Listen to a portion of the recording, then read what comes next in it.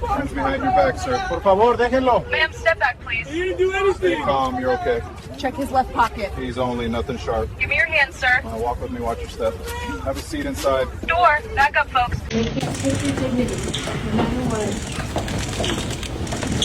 Sir, what country are you from?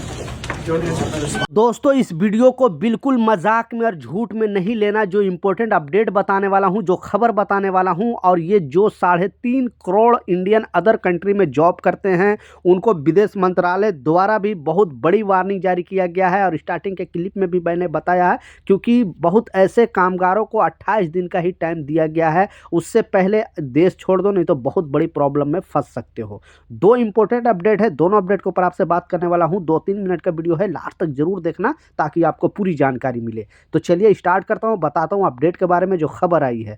तो पहला, starting के क्लिप में मैंने 2 कंट्री का वीडियो दिखाया।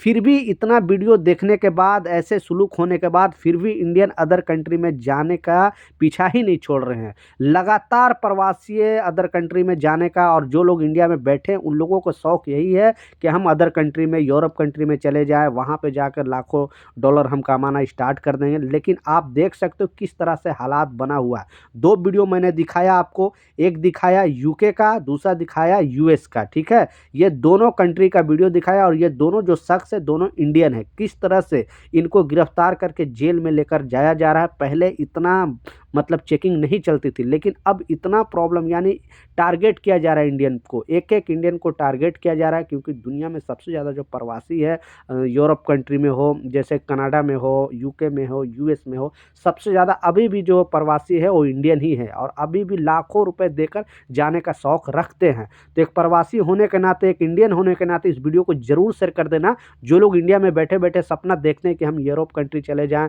हम वहाँ जाकर लाखों डॉलर कमा लें, तो पहले जैसा अब नहीं रहा है। ये बात आप याद रखना, क्योंकि पहले के मुकाबले अभी बहुत ज़्यादा स्ट्रिक्ट हो गया है। माइनर थोड़ा भी प्रॉब्लम अगर आपका डॉक्यूमेंट वगैरह में है, कोई भी आपने रूल का थोड़ा भी वायलेशन किया, सीधा डिपोर्ट करके कुछ दिन जेल में रखेंगे और सीधा वापस अपने कंट्री यानी इंडिया वापस भेज दिया जाएगा। और फिर भारत सरकार भी ऐसा नहीं, वहाँ से डिपोर्ट हो गए तो आपको छोड़ेगी नहीं, भारत सरकार भी गिरफ्तार कर लेगी, क्योंकि आप वहाँ पे अगर उल्लंघन किया हो तो यहाँ पर भी केस आपके ऊपर चलाया जाएगा। इसलिए इस वीडियो को प्लीज़ शेयर कर देना, ठीक है।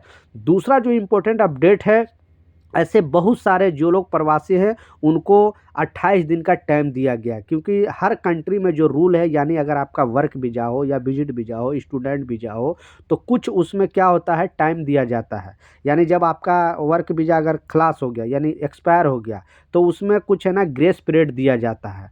तो बेसिकली मैं बात करूं, क्योंकि सेकंड नंबर पे सबसे ज़्यादा जो प्रवासी रहने की आबादी है इंडियन के, वो है यूनाइटेड अरब इमारात के अंदर, यानी दुबई के अंदर सबसे ज़्यादा 43 लाख भारतीय अभी भी वहां प्रेजेंट टाइम में काम कर रहे हैं।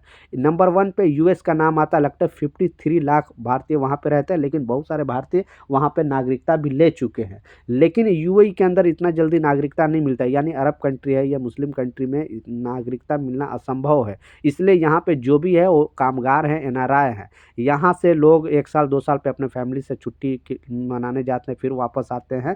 लेकिन कुछ ऐसे लोग भी हैं जिनका मान लिया वीज़ा एक्सपायर हो गया, यानी कंपनी उनका वीज़ा कैंसिल कर दिया, 2 साल का एग्रीमेंट ख़त्म हो गया। उसके बावजूद, क्योंकि ये डेटा राज्यसभा में खुद पेश किया गया है, और ये एक कंट्री की बात नहीं कर रहा हूँ, बहुत सारे कंट्री में इस तरह का प्रॉब्लम चल रहा है। इसलिए विदेश मंत्रालय ने इंडियन से वार्निंग दिया है इंडियन को, और बताया है कि अगर आपका जो भी ग्रेस पीरियड मिलता है, मान ली एग्जाम्पल के तौर पे अगर मैं दुबई की बात करूं, तो अगर 2 साल का वर्क वीज़ा अगर आपका फिनिश होता है, तो आपको सरकार द्वारा मिनिमम जो है 28 दिन का टाइम दिया जाता है। उस 28 दिन के अंदर या तो आप अपने कंट्री को वापस आ जाओ, और नहीं तो अगर दूसरी कंपनी में आपका वर्क वीज़ा मिल रहा है तो वहाँ से ही वहाँ आपको दूसरा कंपनी में आपको जॉब मिल जाएगा। लेकिन अगर आपको जॉब नहीं मिलता है तो आपको इमीडिएटली उसके अंदर ही अपने उस कंट्री को छोड़ के वापस आना है, नहीं तो वहाँ अगर पकड़े जाओगे तो सीधा जेल होगा, और फिर बहुत भारी जुर्माना लगाया जा सकता है। वहाँ के हिसाब से पहले दिन अगर ओवर स्टे हो गए तो 100 दिरहम यानी इंडिया का लगभग 22 से 2300 रुपये आपको लगाया जाएगा। उसके बाद डेली का 50 दिरहम आपके ऊपर जुर्माना आएगा, यानी डेली का लगभग 1300-1400 रुपये आपको जुर्माना भरते रहना पड़ेगा। अब इतना जुर्माना हो जाता है कि लोग पे नहीं कर पाते हैं। इस वजह से जब तक नहीं ये पैसे पे करोगे फाइन, तब तक आप अपने कंट्री वापस जा ही नहीं सकते हो। इसलिए विदेश मंत्रालय ने वार्निंग दिया है। और जिस कंट्री में जितने भी ग्रेस पीरियड दिया जाता है, हर कंट्री में अलग अलग थोड़ा ग्रेस पीरियड होता है। कुछ कंट्री में तो ग्रेस पीरियड को ही ख़त्म कर दिया गया है, लेकिन कुछ कंट्री में अभी भी ग्रेस पीरियड है। जैसा मैं यूनाइटेड अरब इमारात की बात किया, वहाँ पे अगर आपको जो 28 दिन का ग्रेस पीरियड दिया है, उससे पहले आप अपने कंट्री वापस आ जाओ तो आपके लिए अच्छा है, नहीं तो बुरी तरह फंसोगे। इसलिए विदेश मंत्रालय ने राज्यसभा में बताया कि पिछले 2025 के अंदर लगभग 24,000 से ज़्यादा इंडियन को डिपोर्ट सीधा कर दिया गया। सबसे ज़्यादा तो सऊदी अरबिया के अंदर है, यानी सऊदी अरबियन से लगभग 11,000 भारतीयों को डिपोर्ट किया गया है।